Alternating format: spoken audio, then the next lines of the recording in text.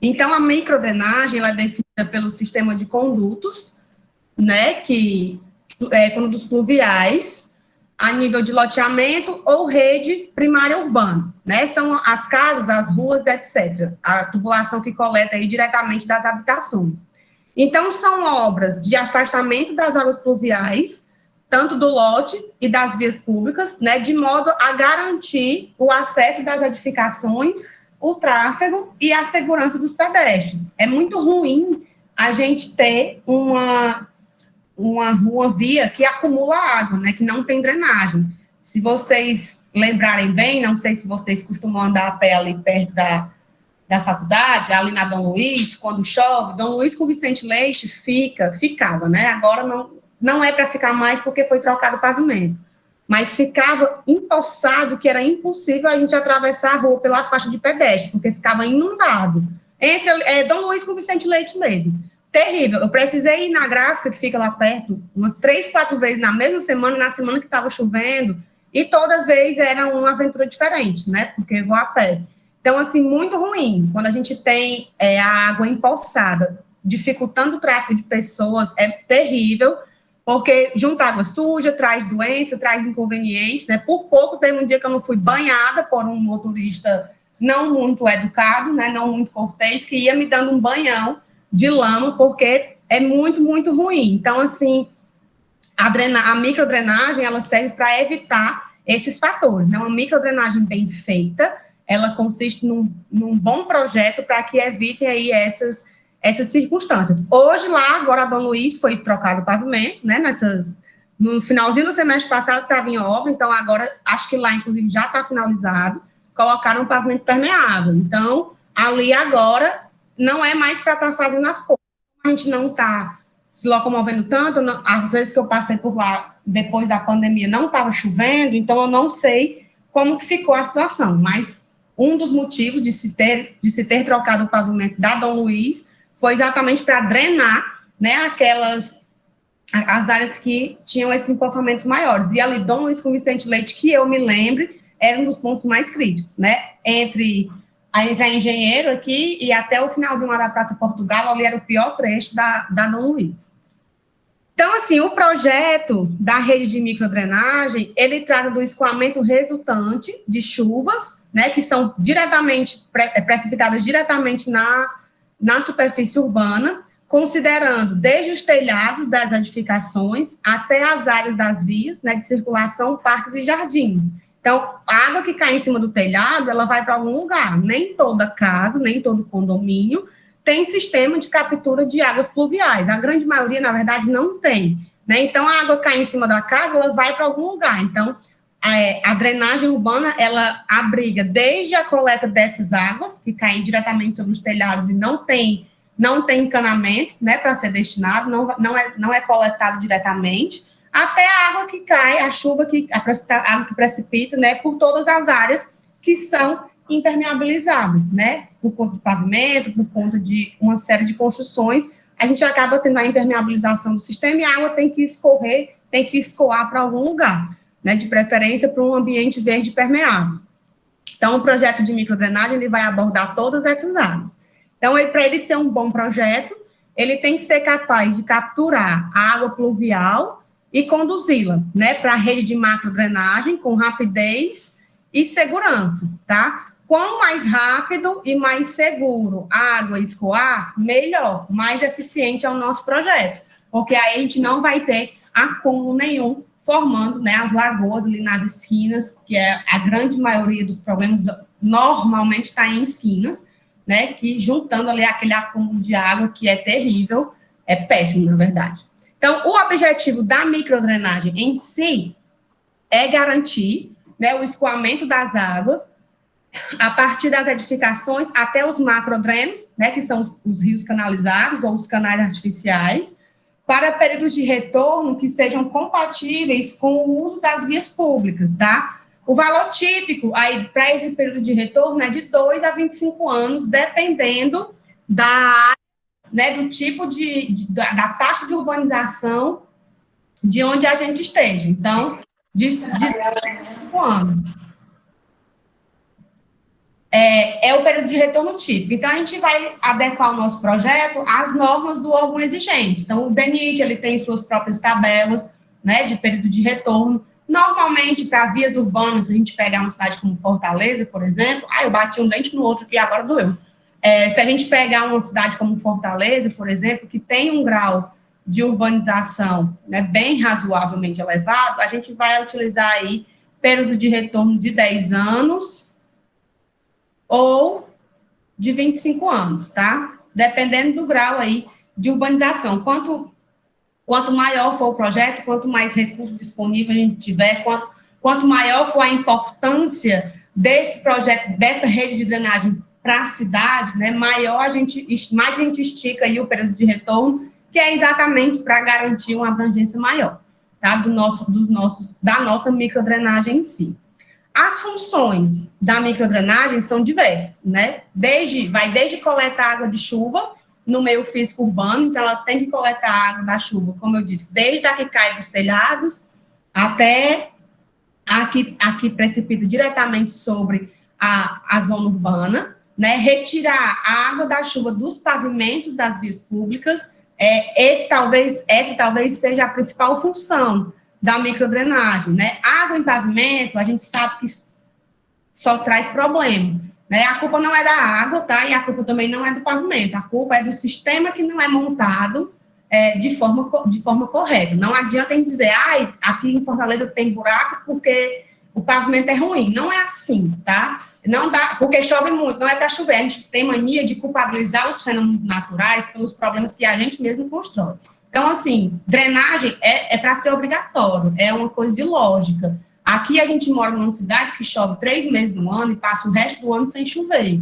Então, a grande maioria, né, não vou dizer todos porque seria injusto, mas a grande maioria das intervenções de infraestrutura que a gente costuma ver, elas são voltadas para o período onde a gente não tem chuva, então funciona muito bem. O problema é exatamente no começo do ano, quando a gente sempre está estressado, né, porque parece que no começo do ano tudo acontece.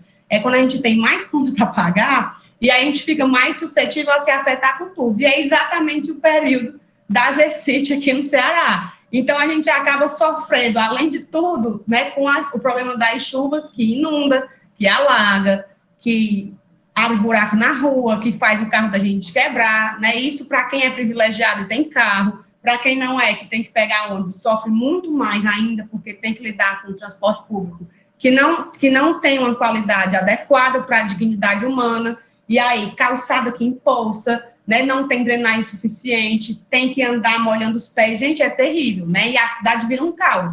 Aqui em Fortaleza, choveu 10 minutos, parou tudo, porque o pessoal aqui, além de não saber dirigir na chuva, né, acha que porque choveu não pode mais usar o acelerador, tem uma série de fatores que realmente são causadores de problemas, né, os alagamentos de diversos pontos da cidade, a gente tem problema de alagamento, né, o que dificulta muito a vida do cidadão em si. Então, a principal função da microdrenagem é retirar a água da chuva do meio da via. Né? A gente tem que buscar um projeto que nos permita viver com dignidade sem estar saindo de casa pisando em poça d'água. Eu lembro que quando eu fazia o 2º ano do ensino médio, eu vim morar aqui em Fortaleza no 1º ano, né, e eu estudei num colégio que era bem perto da minha casa, então eu ia a pé. No 2º ano eu mudei de escola e eu tinha que pegar ônibus para ir para a escola.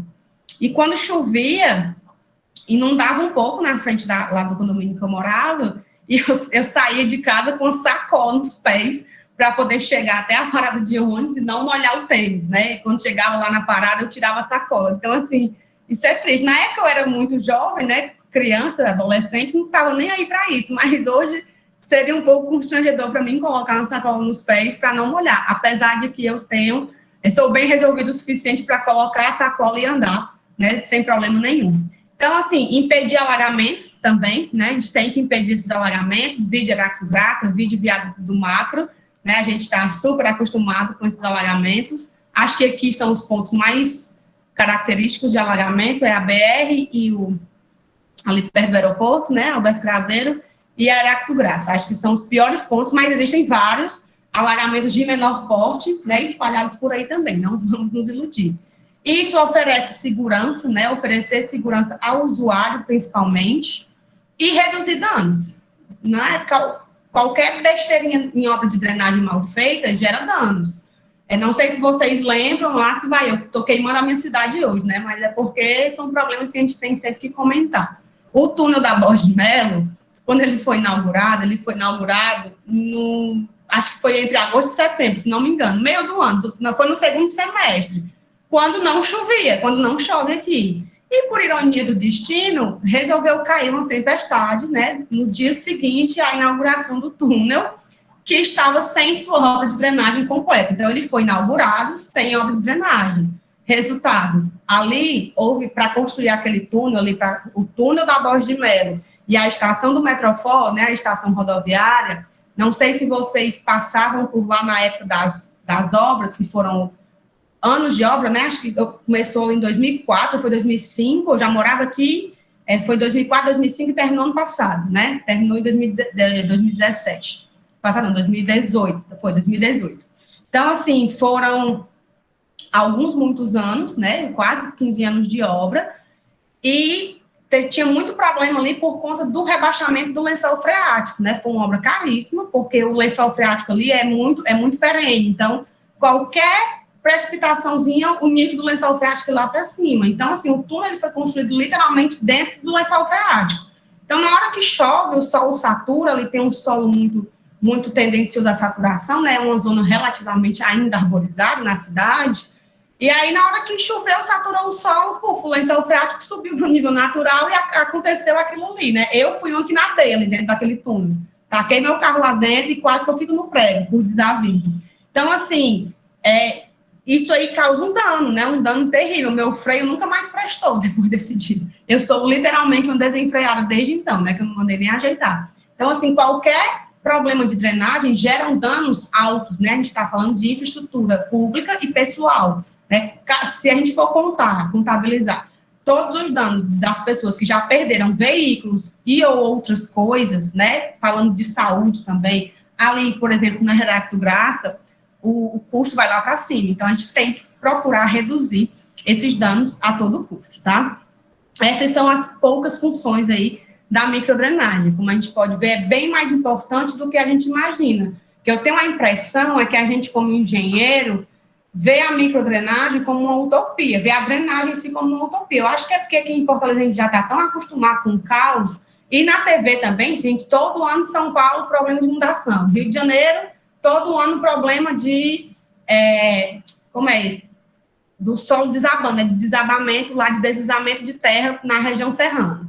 Minas Gerais, sempre um probleminha ali, por conta de pouco de drenagem ruim também, estoura. No sul do país também, choveu um pouquinho aí, enchente no sul. Então, assim, a gente está acostumado a viver num cenário de caos, mas isso não é para ser normal. Na verdade, a gente teve uma urbanização muito tardia, o problema vem lá do século XIX, né, do início do século XX, na verdade, quando a gente teve a nossa taxa de urbanização muito tardia, com equipamentos que, na época, já eram ultrapassados na Europa, né, e aí vieram para cá porque a gente estava nesse crescimento. Então, assim, a infraestrutura pública do país como um todo não acompanhou a taxa de crescimento urbano, acabou que ficou obsoleto. E aí, quando a gente tenta fazer um negócio mais diferenciado, enfrenta 1001 dificuldades por própria cultura do país mesmo, tá? É um problema cultural nosso de não tomar esses cuidados. Então, a gente acha que drenagem,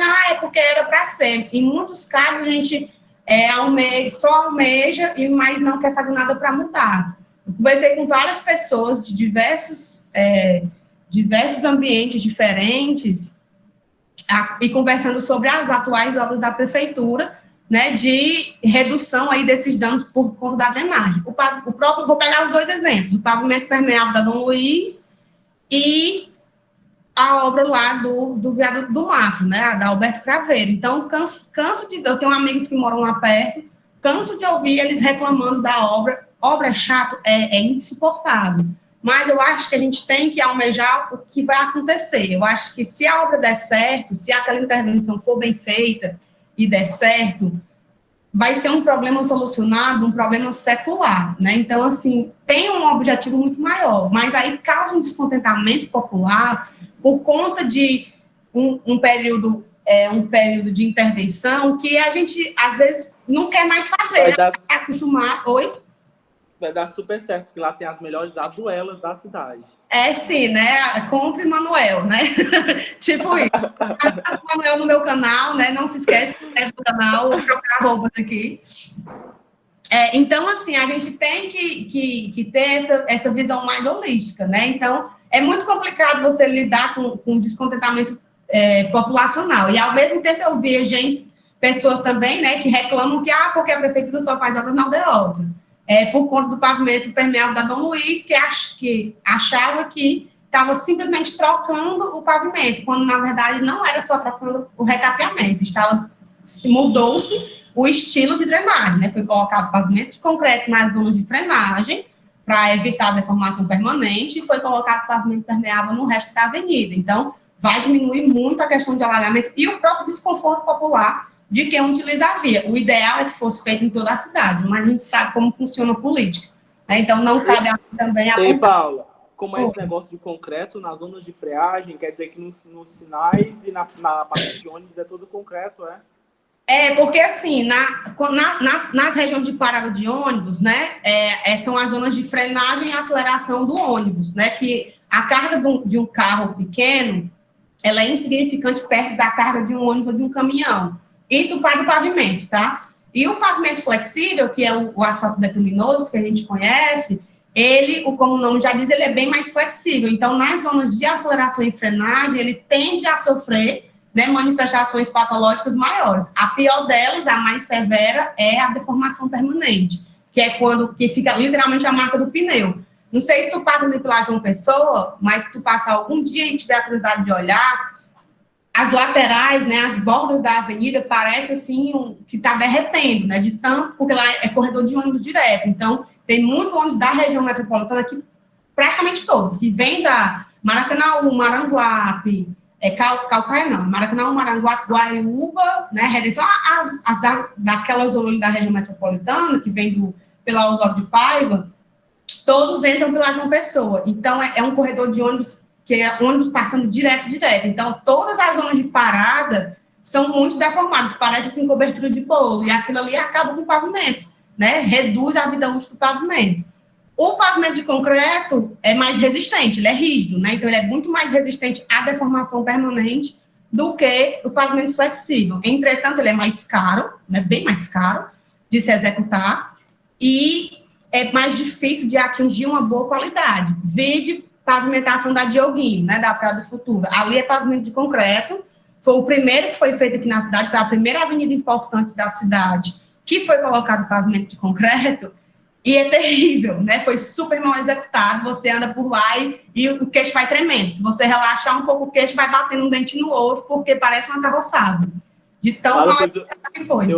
Eu acho perfeito, mas para quem tem experiência, né, no caso. Não, o desconforto de se dirigir ali é muito grande. Realmente porque você está acostumado. E nas juntas dá um impacto muito grande. A gente se acostuma com o caos, né? Então, assim, a gente já dirige. Morar aqui em Fortaleza é Rally dos Sertões, então todo canto aqui é ruim de dirigir, mas lá não era para ser daquele jeito, era para ter um conforto de direção muito, muito, muito maior. Então, assim, o pavimento de concreto, já mudei totalmente o foco da aula, né? Ele a estrada que vai até Recife é toda de concreto, né? É toda de concreto. Pronto, a 101 é excepcional, é via do Exército, né? Então, assim, tem uma diferenciação. A 101 é sensacional. Você viajar na 101 é muito bom. Então, os trechos de parada da Dom Luiz foram feitos no concreto, exatamente para reduzir. Eu lembro que na época que virou binário, foi a polêmica, né? Porque virou binário, passou, né? Todas as rotas que vinham pela Santos Dumont passaram a vir pela Dom Luiz, e o pavimento da Dom Luiz não era preparado para aquela demanda de ônibus, né? Então, assim, foi uma polêmica terrível, e agora, já está com quantos anos? Eu estava na faculdade ainda, acho que foi, tipo, 2012, 13, foi 2013, 12 ou 13, que mudou, né, que começou o binário, e agora que estão sendo feitas aí as obras de adequação, né, do pavimento da Dom Luiz para receber essa carga de ônibus que aumentou muito. Então, assim, tudo aqui é retardado. A gente se acostuma com o caos, acaba que vai deixando para lá. Mas aí, assim, essas zonas de concreto, elas, agora a vida do pavimento vai muito além, então vai demorar para surgir mais buraco, vai chover, não vai se afetar tanto, então aumenta muito mais o conforto, né, do usuário que usa o ônibus. Então, é uma série de fatores que quem não entende não sabe, né, mas que deveria ser mais divulgado essa questão aí. Mas a próxima vez, Manuel, que você passar pela praia, preste atenção, vá pela Santos Dumont, pega uma velocidadezinha considerável, vá para Santos Dumont e cá na Dioguinho, você percebe a diferença na mesma hora. Chega a dar um impacto, porque quando entra no concreto, parece que o carro vai se desmontar. Mas é só uma crítica saudável, tá? Não vamos deixar de ir à praia por causa disso. O pavimento de concreto é muito bom se for bem executado. Eu sou super a favor dele. Então vamos fazer os próximos melhor. É sim, exatamente. Você devia começar a rodar o pavimento de concreto. Você ir morto de empresário, pré-moldar. Começa a fazer os estudos aí. Quando chegar nesse nível, né? Se quiser ser minha sorte. Me contrate que a gente chega, bem ligeirinho. Então vamos. Se quiser ser minha sócia, a gente abre uma empresa só para pavimento de concreto, quer? Bora. No business aqui, né? Vamos dar aqui continuidade. Os elementos da microdrenagem, tá? Basicamente, a microdrenagem, ela é composta pelos elementos de captação de água, né? O que vai absorver a água e o que vai conduzir a água, tá? Aqui eu trouxe um corte de uma rede de drenagem típica, tá? Bem simples mesmo, que a gente tem um pavimento, né? O pavimento, ele é composto por revestimento. Na verdade, aqui nem é pavimentação, né? Pavimento é tudo. Então, é revestimento, base e subbase, né? Que é a composição aí do pavimento tradicional. Então, tem a pista de rolagem aqui, né? A gente tem os elementos meio-fio e sarjeta, né? A gente tem também o elemento de boca de lobo, que é por onde a água vai ser captada, a água que cai na rua. E aí, captou aqui a água, vem para a boca de lobo e tem uma tubulação ligando aí, né? Um ramal de ligação que liga as bocas de lobo até a rede de galerias de águas pluviais, que normalmente se encontram no centro do pavimento e é interligado. Na verdade, normalmente, isso aqui tem dos dois lados, né? Tem daqui e tem daqui. Então, tem boca de lobo, depende aí do dimensionamento. A gente vai ver todos esses elementos e o meu objetivo aqui até o final do semestre é que a gente aprenda a fazer um projetinho desse, mesmo que um pequenininho, né? Quero passar para vocês como que a gente faz esse projeto aí de microdrenagem, como que a gente projeta uma galeria dessa de águas pluviais. Então, aqui, a gente só tem que ter um pouquinho mais de atenção, porque a gente sempre está lidando com condutos que são tubulações fechadas, né? Então, a gente se preocupa um pouco mais com o desempenho hidráulico do que no canal, por exemplo. Na macrodrenagem, nosso destino final normalmente é um canal aberto. Então, a gente não tem que se preocupar com a possibilidade daquele escoamento virar um conduto forçado. Aqui, não. Na galeria, a gente, se houver recarga além do que foi projetado, ela pode, né, virar um conduto de seção plena e aí vira um conduto forçado que não dá certo.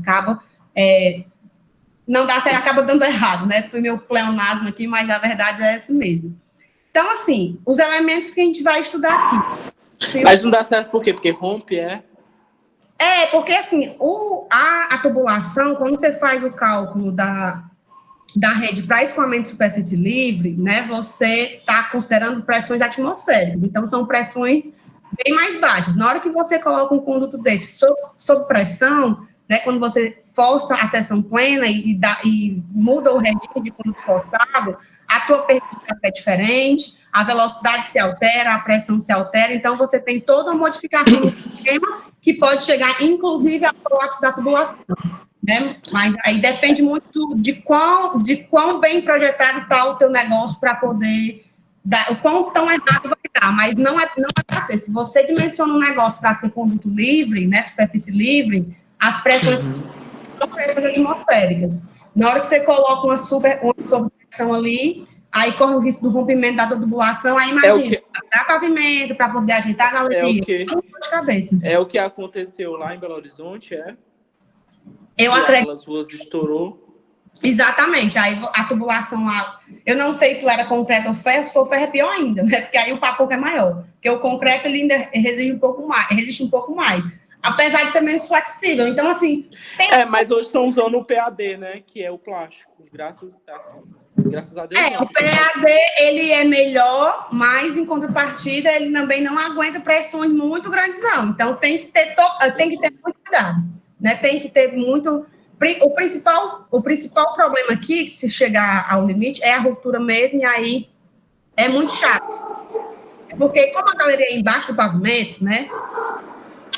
Voltando a falar da Prado Futuro, eu lembro que ficou pronto, acho que não deu 15 dias. A Cajás rasgou o pavimento para poder ajeitar um cano. Então, assim, poxa, vamos conversar, né? Já está fazendo, está aberto, aproveita, vai lá e coloca todo o encanamento logo. Aí não. Espera ficar pronto para poder ir lá, cortar o asfalto e fazer a tubulação de drenagem por baixo ou ajeitar qualquer coisa que seja. Então, é muito chato esse negócio. Os pavimentos daqui já não são bem executados, porque no Brasil inteiro, mas estão soltando bombas aqui perto. Tem alguma coisa acontecendo, um evento? Bolsonaro caiu? Aqui também, tá soltando fogos. Aqui no Maracanã. Aqui também. Vixe, é o meu sonho. Aqui também. Pessoal, Amoribus botou mais alguma coisa. Foi o impeachment do Bolsonaro. Ai, Será que a gente vai morrer, Jesus Cristo?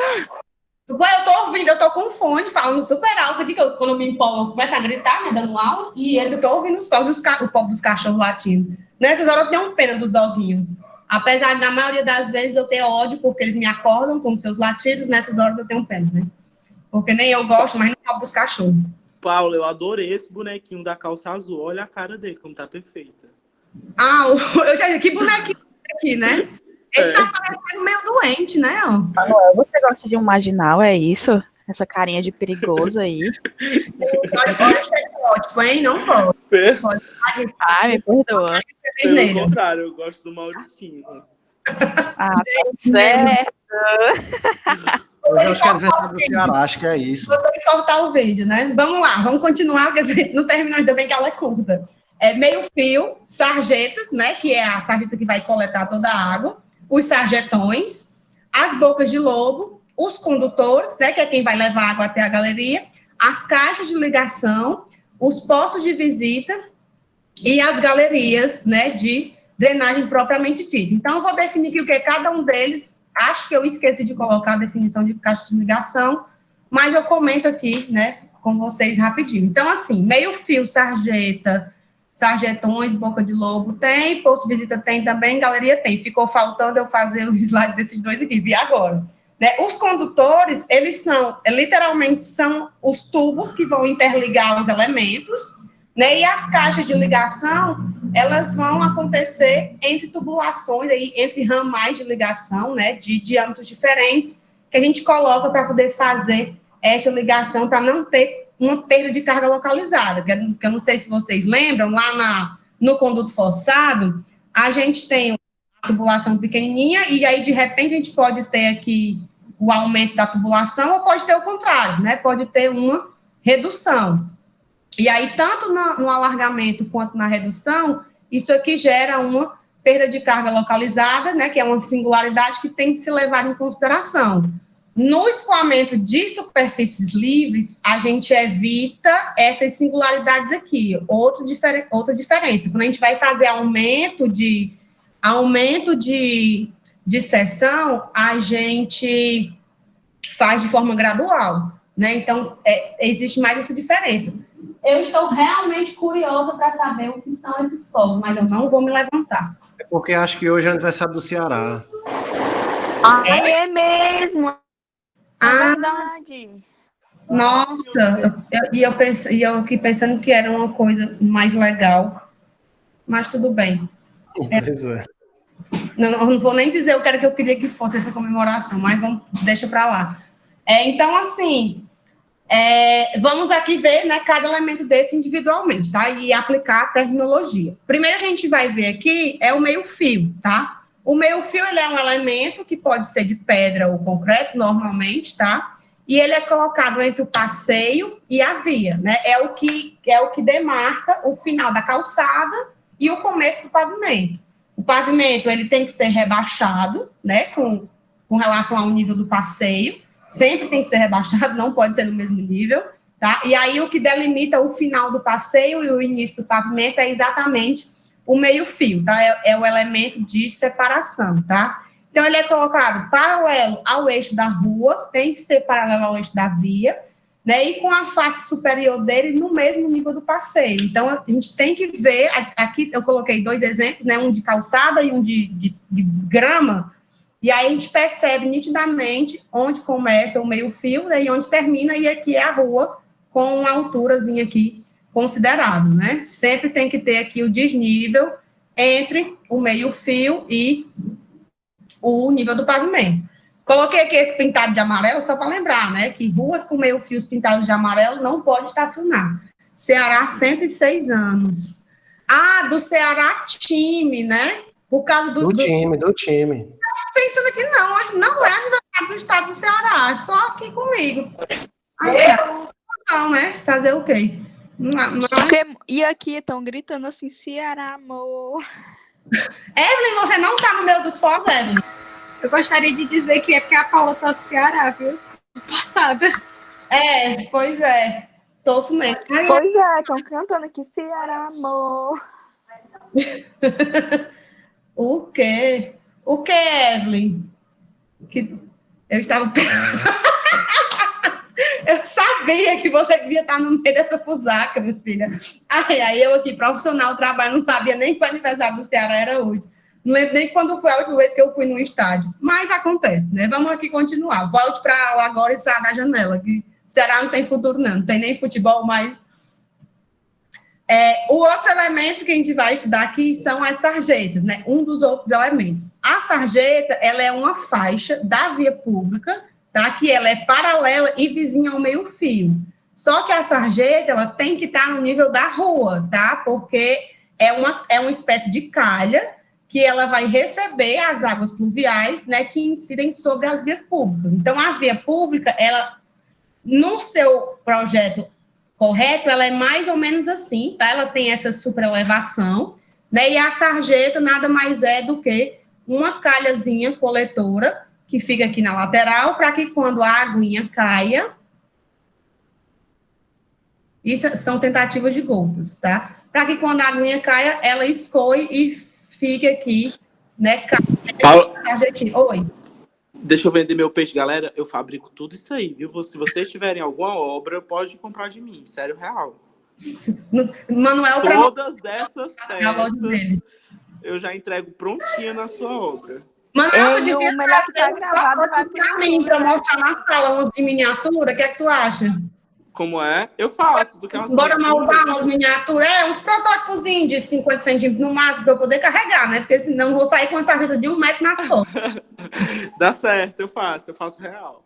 Pois é, só para poder mostrar. E é legal que eu posso fazer uns vídeos e tal, escondo aqui na sarjeta. Então, a sarjeta... Eu posso até fazer um para deixar nos laboratórios. Não, eu quero para mim. Que aí eu levo para onde eu for. Tá certo, eu faço. Ou então a gente negocia, mais tarde a gente conversa. Tá, então, beijo. Eu não vou ter coragem de postar esse vídeo, com tanto de conversas paralelas que estão tendo aqui, não vai dar certo. Então, assim, a sarjeta... Muito merchan, né? Como é, Caio? Muito merchan. Não, o merchan nem tanto, mas assim, são muitas conversas paralelas. Vixe, Maria. De se publicar. Se publicar, foge um pouco do contexto. Mas eu coloco lá, bora fazer como todo mundo sabe que ela é gravada mesmo, nós somos de verdade, né? Ninguém aqui é feito de máscaras, eu pelo menos não, né? Então, a sarjeta, ela é uma espécie de mini canal, tá? De seção triangular, normalmente a seçãozinha dela é triangular, tá? E ela vai funcionar em regime de escoamento, né? Em escoamento de regime de superfície livre, e a gente vai dimensioná-la também como um mini canal, né? Ela vai ser dimensionada aqui através, né? Vai obedecer à equação de Manning. Nunca mais vocês vão deixar de ver isso aqui, Manning. Eu acho que quando eu falava na hidráulica de canais, eu falava muito das sarjetas, né? Que é um mini canal, a gente pega a vazão da água e tal, e aí ela vai escoar, né? O objetivo é que a água vá para a sarjeta, e da sarjeta ela caia nas bocas de lobo. Lembrando, eu quis colocar essa foto aqui, tá? Porque essa foto traz um uso inadequado da sarjeta. A sarjeta é essa zona aqui, ó. Tudo isso aqui é a sarjeta. Na verdade, é para ser daqui para cá, tá? Tipo esse acostamentozinho aqui. O que acontece? Muitas prefeituras aqui no Brasil principalmente são os que eu conheço, né? De fora, eu não sei, nunca fui atrás de ver, utilizam a zona da sarjeta como ciclofaixa, tá? O que não é permitido. O correto é que se tenha a via principal, a ciclofaixa e depois a sarjeta bem aqui. Porque a zona de sarjeta, ela não é para ser de uso público, ela é simplesmente para coletar a água e jogar essa água para dentro da Boca de Lobo, tá? Então, essa foto aqui, acho que ela é em São Paulo. Acho que não, ela é em São Paulo. Então, ou é em São Paulo ou é no Pernambuco, eu não lembro. É um dos dois, eu sei que eu fui atrás de pegar. Então, assim, é muito comum a gente ver, né, a ciclofaixa indo até o limite, encostando no meio-fio, e isso pode, inclusive, causar acidentes, né? Porque a sarjeta, ela é uma zona que tem uma inclinação. Então, se você andar muito próximo ao meio-fio em um trecho que já é inclinado, tende a causar acidentes maiores. Então, o correto aqui seria que a ciclofaixa abrangesse somente esse limite aqui, tá? Então, tenham cuidado quando vocês forem no futuro projetar uma via e vão colocar a ciclofaixa, né, ciclovia, porque era para ser obrigatório em toda rua, né? Então, assim, as ciclovias têm que entrar nos projetos e quando for fazer, lembrar de deixar ali o espacinho da sarjeta, ela não ocupa muito não, tá? É coisa ali de 30, 40 centímetros a mais, para poder livrar, né, a sarjeta e não colocar ela dentro da ciclovia para evitar certos tipos de acidentes, tá? Então, ela inicia aqui no meio-fio, né, tem a sarjetinha e termina no início do pavimento. Então, ela é essa zona intermediária que vai coletar água, que vai vir aqui pela superelevação normal do projeto da estrada, né, e aí cai dentro da sarjeta, com uma inclinação natural também. O projeto de drenagem ele tem que ser feito de tal forma que a sarjeta ela tenha uma única inclinação, né? Porque, como eu falei, como é conduto livre, a gente não tem como bombear. Então, a água tem que cair, ela tem que correr para algum lugar, ela não pode ficar parada. Então, a vista da sarjeta, ela é assim, né? A gente tem que ter aqui uma inclinação natural do terreno. Se não tiver inclinação natural do terreno, a gente tem que cavar para poder fazer a sarjeta inclinando de tal forma que a água chegue em algum lugar e não fique assim, empoçadinha, né? Isso aqui é tudo errado, né? Que é o exemplo de como não fazer. Como não sei. Ser ou não sei? Não sei, só sei que não seja assim. Aqui tem ciclofaixa em cima da sarjeta e a sarjeta ainda está acumulando água, o que não é para acontecer, essa água ela tem que correr, tá? Aqui são alguns cortes, né, só para vocês verem aí, pode ser inclinada, com duas inclinações, normalmente a gente faz ela reta, tá, que aqui é o guia, né, que é o meio-fio também chamado de guia, e encosta ela aqui e faz somente com uma face, né, com inclinação, lembrando que aqui é o nosso alfa, né, que é o ângulo de inclinação, e o Z é a cotangente de alfa, né, o Zzão lá das nossas tabelinhas de canais, a gente dimensiona isso aqui como um canal, aplicando a equação de Manning com algumas correções. Aqui, né, meu fio e guia, de novo, bonitinho, o pavimento com a sua super inclinação, sobre elevação aqui. Então, assim, a profundidade da sarjeta, né, ela deve evitar o extravasamento do meio-fio, tá? Então, normalmente o meio-fio, ele para e tem um guia aqui, ou então ele vem direto, tá? Então, é muito comum no pré-moldado fazer uma peça só, né, para sair mais barato. Então, é o meio-fio sozinho, é como essa daqui, ó. Não, vocês não veem a separação de meio-fio e guia, é um meio-fio, acabou, né, por conta da facilidade construtiva. Então, a profundidade da sarjeta, ela deve evitar, né, o extravasamento do meio-fio, porque o meio-fio ele é o limite como passeio. Então, a gente deixa ali uma margem de segurança, né, que seria a alturazinha do guia, aqui, e aí evita-se que a sarjeta seja projetada para que o nível dela ultrapasse aqui o passeio. Isso aqui é a nossa altura d'água, né, nosso Y0, que é a altura d'água normal, tá? A largura superficial também tem que ser limitada para não inundar a pista. Largura superficial aqui é o nosso Bzão, se a gente pegar lá um canal, né, o canal de superfície triangular, seção triangular, perdão. E aí, no Brasil, a gente adota, né, a altura entre 10 e 13 centímetros, tá? Aqui, como a altura da sarjeta. E a declividade da via de 3%, é o comum, né? Declividade da via aqui, 3%. E as velocidades entre 0,6 e 3 metros por segundo, isso aqui depende do material que a sarjeta vai ser construída, né? Então, a gente vê lá, é tabelado também. Ai, meu ouvido tá doendo. Aqui é a nossa boa e velha equação de Manning, né? Que é a largura de fundo dela, a largura superficial, a alturazinha, né? A altura d'água. Então, as equações de Manning, na verdade, é a mesma, só que a equação de Manning para velocidade e para vazão.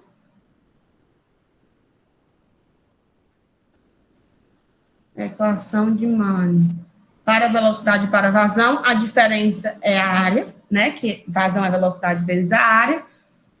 O Q é a vazão escoada, o V é a velocidade, o A é a área molhada, né? Que é a área aqui da seção da sarjeta. O raio hidráulico, lembrando que raio hidráulico é igual à área molhada dividido pelo perímetro molhado, então o perímetro é a soma disso aqui com isso aqui, né? O contorno azul é o que a gente chama de perímetro molhado.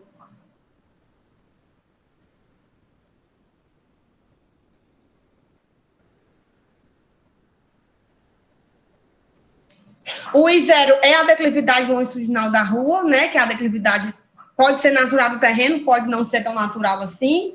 O N é o coeficiente de rugosidade de Manning, e o V aqui é a velocidade, né? Então, a nossa equação de Manning aí, escrita tanto em termos de velocidade quanto em termos de vazão. E aí a gente tem um fator, né, de redução do escoamento da sarjeta, dependendo da declividade da sarjeta, tá? Que ela pode variar, né? E aí, de acordo com a variação da declividade, a gente aplica um fator de redução aí para o escoamento, né? Na vazão que vai ser escoada. São questões práticas que a gente, se Deus quiser, vai aplicar um pouco mais na frente.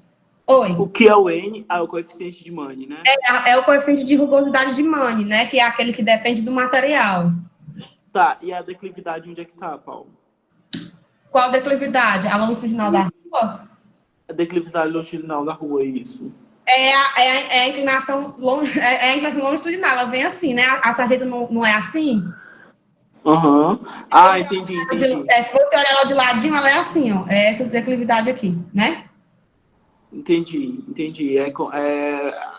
É o caminho que a água faz, né? A declividade da queda da água. É como se você pega um canudo e você inclina o canudo. Aí, se você pegar um canudo, encher ele d'água e deixar ele 100% horizontal, né? Bater o nível, a água não vai escoar, vai ficar parada. Aí, se você inclinar um pouquinho, ela começa a escoar. É exatamente a inclinação longitudinal da rua, né? Que é a sarjeta, ela é um canal, então ela tem que ter declividade longitudinal para poder empoçar.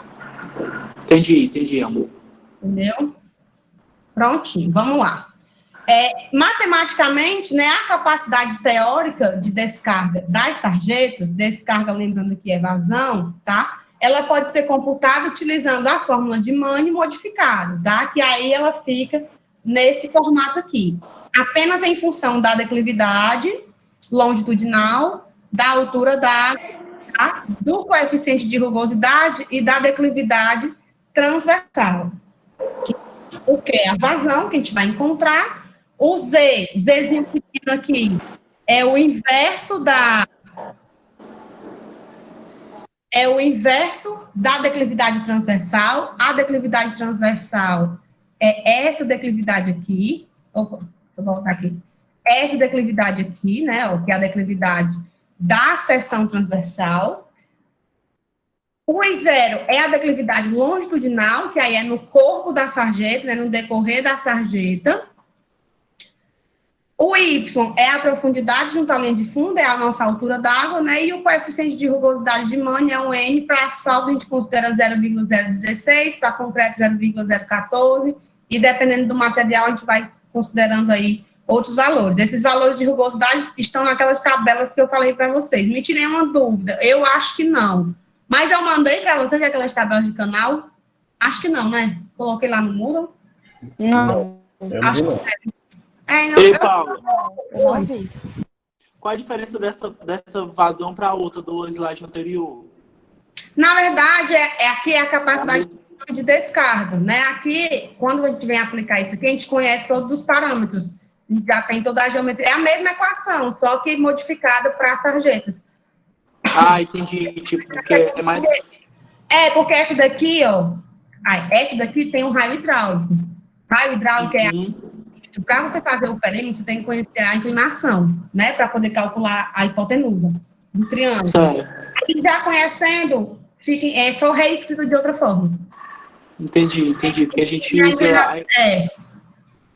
A inclinação da seção transversal, né? Do lado da sarjeta, do canalzinho lá, né? Isso aqui, essa bordinha aqui. Ela é tipo assim, né? Aí tá aqui a aguinha. Só que na sarjeta a gente não considera sempre, nem sempre a gente consegue considerar um escoamento em regime uniforme, né? Acho que até, Manuel, quando você faz hidráulica comigo, naquela outra vez, acho que até eu comentei, né, que era um dos questionamentos, o escoamento em uma sarjeta, ele é uniforme ou não uniforme, né? Ele varia ou não, dependendo da intensidade da chuva, não sei o que, a gente chegou a ter uns devaneios, assim, de sala de aula. Depois da sarjeta, a gente vai aqui comentar um pouco sobre o sarjetão, tá? Eu acho esse nome horrível. Horrível, podia ser qualquer outro nome, podia ser uma canaleta, né? Mas o nome é sarjetão mesmo, tá? O sarjetão, ele é formado pela própria pavimentação, tá? No cruzamento entre vias públicas, e eles formam calhas, né? Essas calhas, elas servem para orientar o fluxo das águas que escoam pelas sarjetas. Isso aqui é ótimo, são super bem feitos daqui de Fortaleza, né? Não interfere na velocidade do tráfego de jeito nenhum. Se alguém já veio ali pela Borges de Melo para vir para o Montese, tem um ali que é super tranquilo de passar a 30 km por hora, né? Você não rasga o pneu de jeito nenhum nos sarjetões daqui. Então, assim, isso aí, né?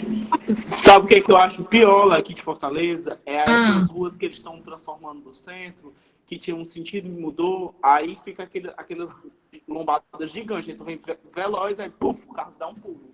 Exatamente. Odeio.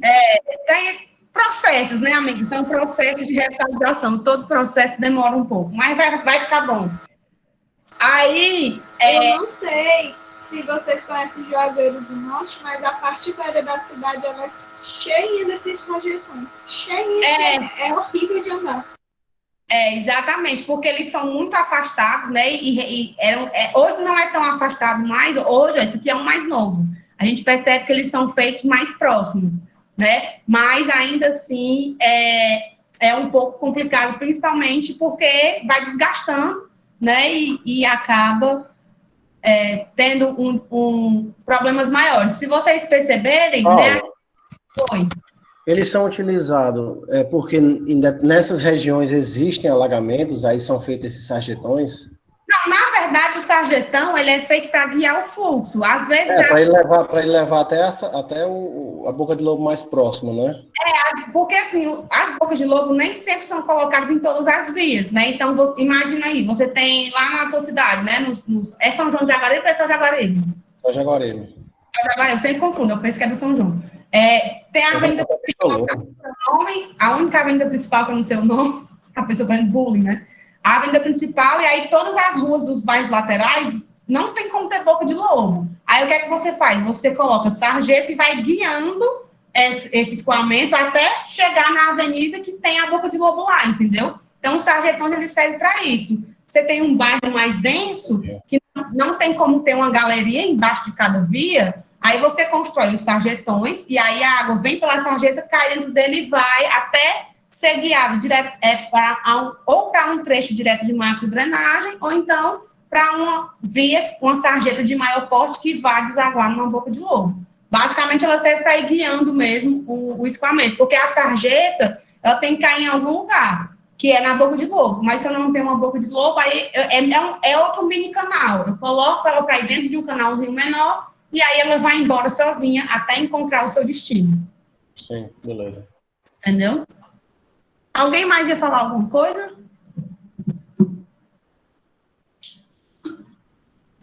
Então, vamos continuar. Então, ela é feita de concreto, né? Percebam que o pavimento pode ser do material que for, né? Asfalto, e o sarjetão, ela é moldada de concreto, né? É concreto moldado em loco, com uma basezinha aqui, né? Uma subbase de laje de brita para estabilizar o solo. Ela é um bloquinho de concreto com essa fendinha aqui, né? Que normalmente tem aí essa medida de 7,5, né? E aí tem a zona de inundação dela aqui, né? A calha superior, que varia de 60 centímetros a 1,20 m, dependendo do porte de água que vem, né? E aí isso tem que ser tudo avaliado, né? Para saber se vai ter mesmo. Tudo começa com um bom estudo hidrológico, né? E um bom estudo do solo da bacia que a gente vai drenar. Então, o estudo hidrológico é essencial. Daí a gente tem as galerias, né? A galeria de drenagem é o que fica escondido, é o que a gente não vê, é o que o Manuel faz, né? As aduelas lá para ficar embaixo da pista, que ninguém vê.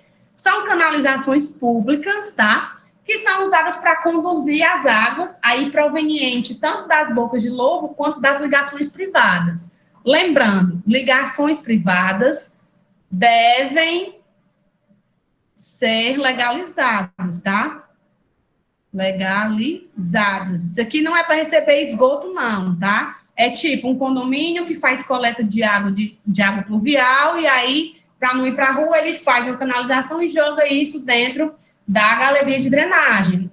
Não é esgoto, não, como a gente encontra por aí, né? A galera ligando as redes de esgoto na canalização de drenagem para não pagar a CAGES, tá? Então, e tem que ser notificado para o projeto também. O volume de água que vai passar pela galeria, ele tem que ser rigorosamente controlado para evitar problemas que nós já comentamos aqui, tá? Então, assim, eu acho que se alguém for contar a quantidade de TAS que eu falo numa aula dessa, dá milhão, viu? Porque é muito. Eu fico prestando atenção, é só tá, eu tô quase o professor Girafales aqui. Então, assim, e o então assim também, né? São canalizações públicas, né, embaixo de obras de vias públicas, então, normalmente, elas ficam lá embaixo da avenida, né, no centro da via, e vai receber aí toda a água coletada, né, pela boca de lobo. Lembrando, a boca de lobo recebe a água da sarjeta, tá? Então, a pista joga na sarjeta, que joga ou no sarjetão, ou diretamente na boca do lobo. Sarjeta e sarjetão se complementam ali. A boca de lobo engole a água, literalmente, e joga a água no ramal de ligação, que vai levá-la até a galeria pluvial.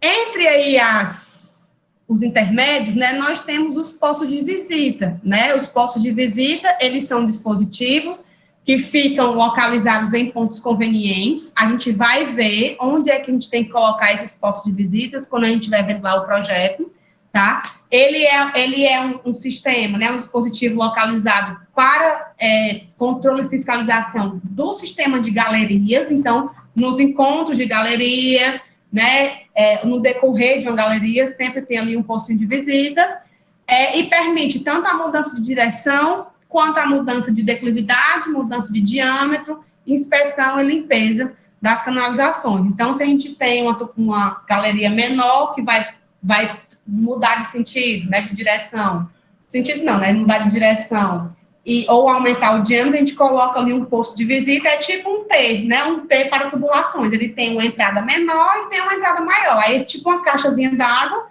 que ela enche, e aí você estabiliza o escoamento, né, antes dele seguir lá para por outro diâmetro. E também permite limpeza, né?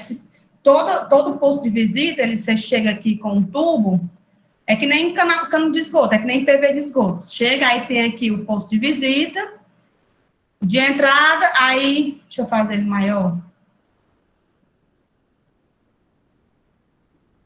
Aqui está a tubulação de entrada, né? A água vem daqui.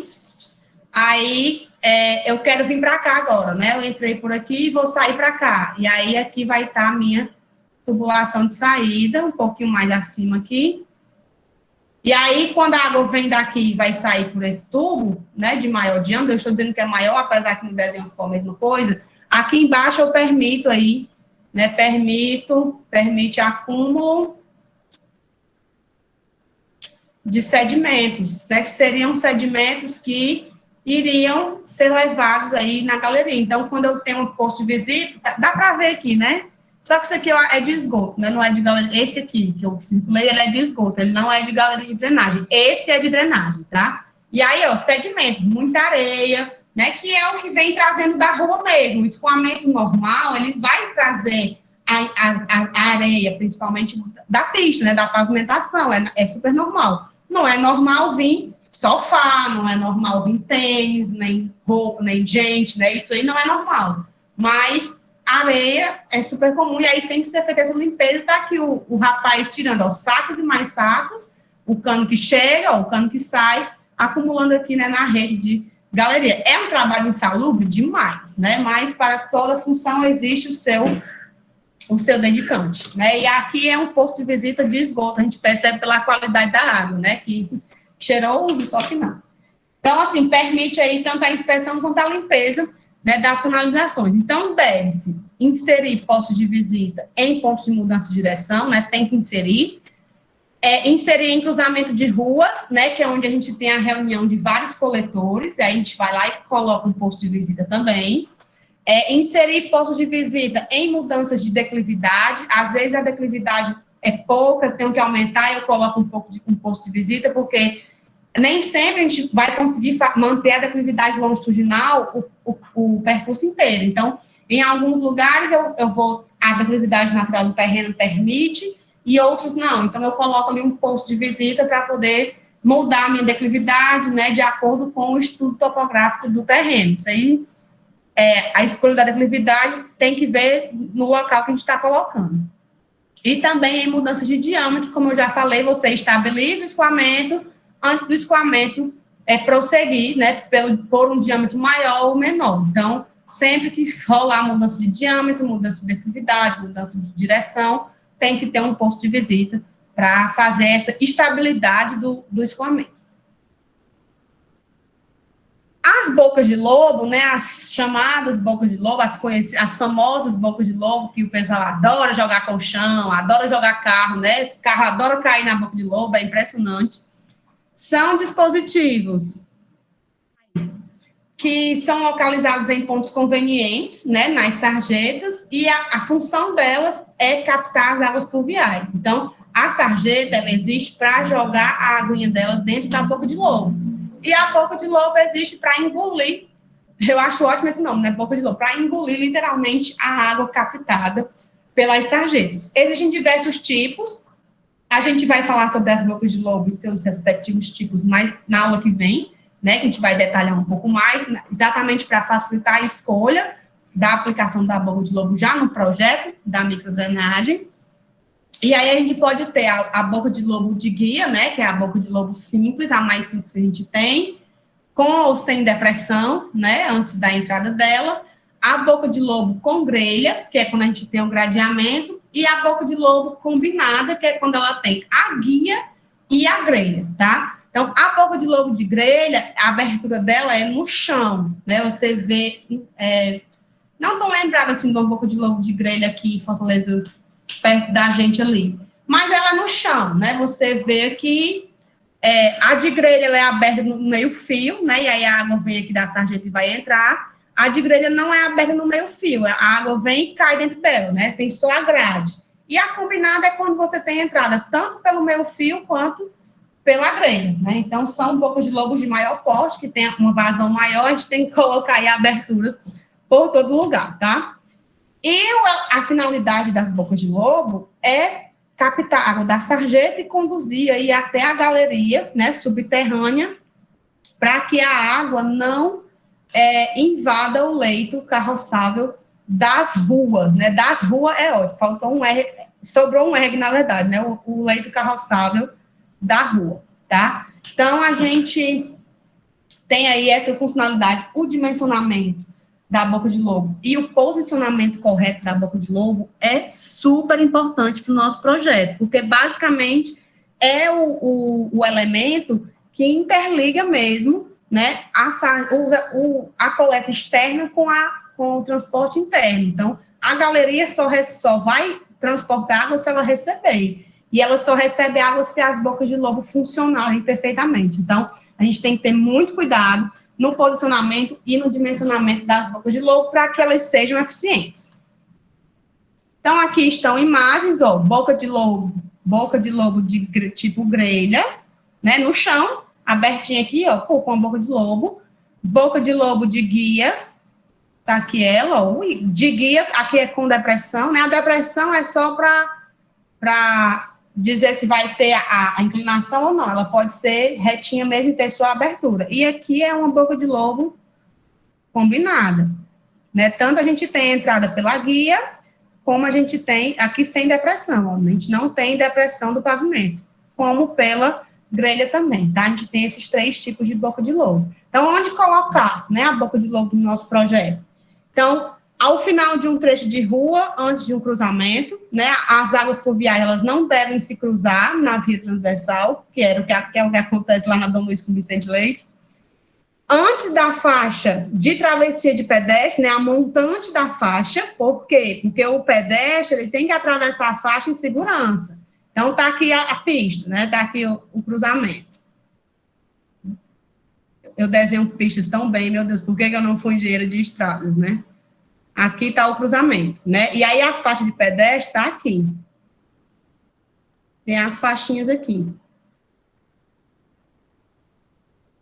Né, as 4 faixas de pedestre. Quando você tem aqui o escoamento vindo, por exemplo, daqui para cá, se você não colocar a boca de lobo aqui, quando a água vier, ela vai, entrar aqui dentro, né? Se você não colocar, vai gerar aqui um alagamento, né, na faixa de pedestre. Não vou colocar aqui, vou colocar aqui.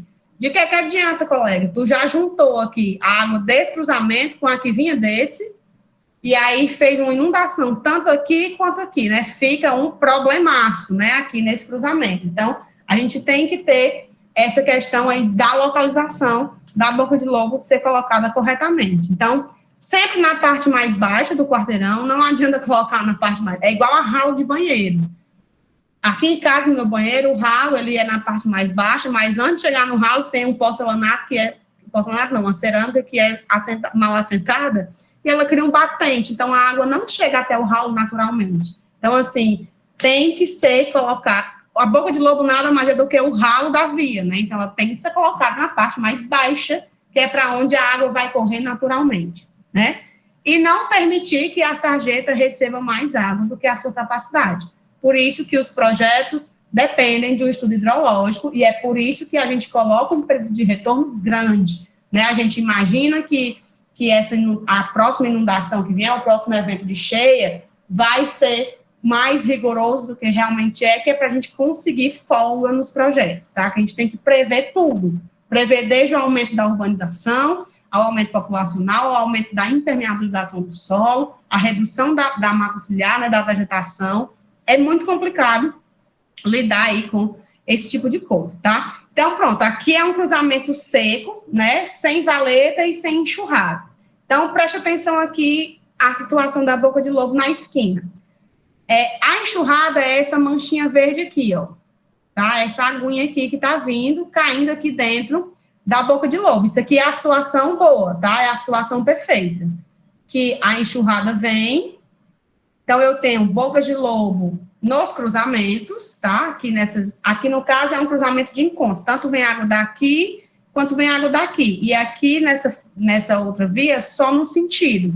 Então, se eu tenho só em um sentido, eu vou colocar minha boca de lobo, ó, no sentido de na montante do escoamento antes das faixas de pedestre, que aí a enxurrada vem e cai dentro da boca de lobo, mantendo a faixa de pedestres, né, limpa, sem água acumulada. Então, a boca de lobo é instalada antes da faixa de pedestre, na travessia, no sentido de montante, tá? O cruzamento fica sem águas encontradas, por quê? Porque antes de chegar no cruzamento, a gente tem 4 boquinhas de lobo aqui, ó, engolindo as inundações, né, as enxurradas. Os pedestres que, por sua vez, vão atravessar nas faixas, né? Os bonequinhos que tá o Caio aqui dançando zumba na faixa do pedestre. Eles não vão tomar banho, né? Porque os carros não vão espalhar água, uma vez que não tem água aqui próximo, na região da faixa, né? Mesmo que esteja esperando aqui para poder atravessar, ó, quando o carro passar aqui de uma vez, ele não vai ter água para jogar, né? Então, não vai dar banho. Isso aqui é exatamente, gente, Adão Luiz com a Vicente Leite. Não vai dar banho nas pessoas, tá? Então, tranquilo, cruzamento sem valete também, né? Evita aí congestionamentos, né? Que a valeta é o sarjetão, né? Sem a quebra, evita um pouco de congestionamento, porque você mantém a velocidade no tráfego, tá? Aqui é a situação, se a gente tiver a boca de lobo mal posicionada, ou entupida, ou se ela não existir, tá? O que é que acontece? Ó? Aqui, nessa situação, ela não existe. A boca de lobo que tinha aqui é o mesmo cruzamento, ela foi retirada. Então, a água, ela vai vir para cá, nesse sentido, né? E vai passar direto. Nesse lado aqui, a boca de lobo está colocada a jusante da faixa de pedestres. Ou seja, vai acumular água aqui, e quando o pedestre vir atravessar, ele vai ter que dar um salto quântico para conseguir chegar daqui da ponta até aqui. Isso se ele for uma pessoa que não precisa de acessibilidade. Imagina um cadeirante ter que atravessar isso aqui, né, correndo o risco de sofrer um acidente sério, né, para crianças, para idosos, para pessoas com necessidades especiais, né, para portadores de deficiência. Isso é muito complicado, tá? A última vez que eu fui lá na gráfica, eu precisei atravessar a Vicente Leite, eu dei exatamente um salto quântico, porque estava nessa situação aqui, não tinha para onde. Eu olhava e o horizonte era todo cheio d'água, não tinha a faixa de pedestre inundada, era só a parte do meio aqui que estava enxuta, né? Fica uma lagoa mesmo. Então, a boca de lobo depois da faixa de pedestre não adianta. Nesse lado aqui, né? Aqui, ó, a boca de lobo está entupida, tá? Com essas risquinhas vermelhas aqui, quer dizer que ela está entupida e não deu vença do escoamento. Então, juntou o escoamento daqui, que não tinha boca de lobo, com o daqui, que não conseguiu escoar tudo para dentro, né, da boca de lobo, porque ela estava entupida, e aí aglomera aqui na esquina, né, um grande poço de água que não é muito legal, tá? Aqui a enxurrada foi levada pela boca de lobo, estava corretamente, o problema foi só nesses aqui. Então, se a gente não tiver, né, nenhuma boca de lobo, acontece exatamente essa situação. Aí, amigo, é o caos total, né? É sistema caótico mesmo. Então, aqui, pedestre nenhum consegue atravessar que preste, porque é muita inundação, né? As inundações podem transbordar e invadir as calçadas, que acontece muito, né? Cadeirante não utiliza rampa, porque está submerso, não sabe nem se tem rampa ali.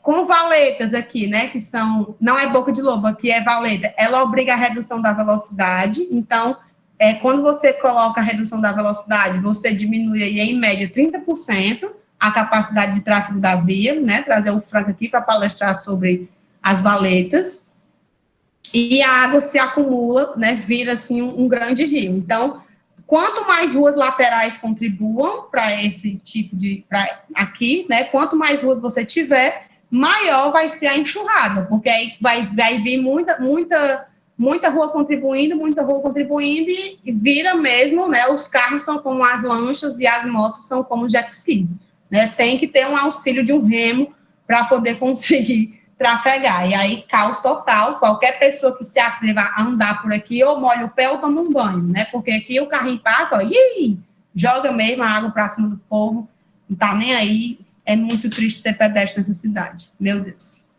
Aí, justo naquele dia que a pessoa já acordou estressado. E atrasada. Né? E atrasada. Exatamente isso. Então, assim, a capacidade de engolimento, né, da boca de lobo, o nome é esse mesmo, vazão engolida, tá? Porque é uma boca, então ela engole, né? Quando a água acumula, né, sobre a boca de lobo, ela gera uma lâmina, tá? Com altura. Aqui é pro caso da boca de lobo Boca de Lobo, já tem o nome ali, né? Com guia, tá? Que é essa boquinha de lobo aqui, ó. Que tá aqui o pavimento. Aí a boquinha de lobo faz isso aqui.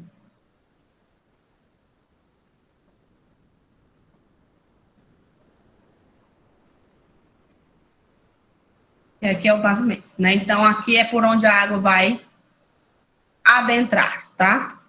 Então, essa altura aqui da lâmina d'água, ela é menor do que a abertura do guia, né? Deixa eu fazer aqui de azul, só para diferenciar um pouco. A água tá aqui,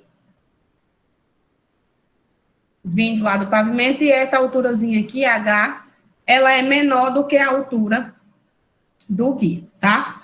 Então, esse tipo de boca de lobo, ele pode ser considerado como um vertedor, né? E a capacidade de escoamento pode ser calculada como pela equação do vertedor, né? 1,7 vezes o comprimento.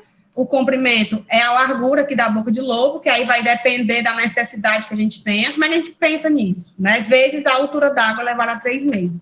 Como é que a gente pensa nisso? A gente conhece a gente calcula a capacidade de engolimento por metro de sarjeta, ou seja, a gente calcula aqui um Q sobre L, né? Traz o L para cá. E aí, com essa relação, a minha vazão eu conheço através do meu IDF, né? Da curva IDF. Eu conheço a equação de chuva. Com a equação de chuva, eu consigo calcular... com a equação de chuva da minha cidade e com o período de retorno e o tempo de concentração, eu consigo calcular a minha intensidade. Se eu consigo calcular a intensidade, eu vou lá e aplico no método racional. Porque a gente conhece o C, né, que é um parâmetro de redução, que é tabelado, a gente vai analisando situações, vendo onde é que se encaixa, consegue encontrar o C, e a área de drenagem a gente também conhece. Então, se eu conheço curva, né, e se eu conheço precipitação máxima, porque o I é uma chuva máxima, né, a equação de chuva, ela serve para a gente prever a nossa chuva máxima. Acho que próximo semestre eu vou começar a dar saneamento, revisão de hidrologia, né? Então, ela prevê a nossa chuva máxima. A gente tem a equação da chuva e, com isso, a gente pega a capacidade aqui de engolimento da nossa boca de lobo, avalia com a nossa vazão, que vai vir, né? Porque, segundo o método racional, vazão é C vezes I vezes A. Então, conhecendo aqui a chuva, o coeficiente de redução e a área de drenagem, a gente consegue saber a vazão que vai escoar por ali. E aí eu comparo com essa vazão aqui e descubro quantos metros eu preciso ter na minha boca de lobo, né, para aquela área de drenagem. Então, é um processo que exige aí uma série de pensamentos, tá?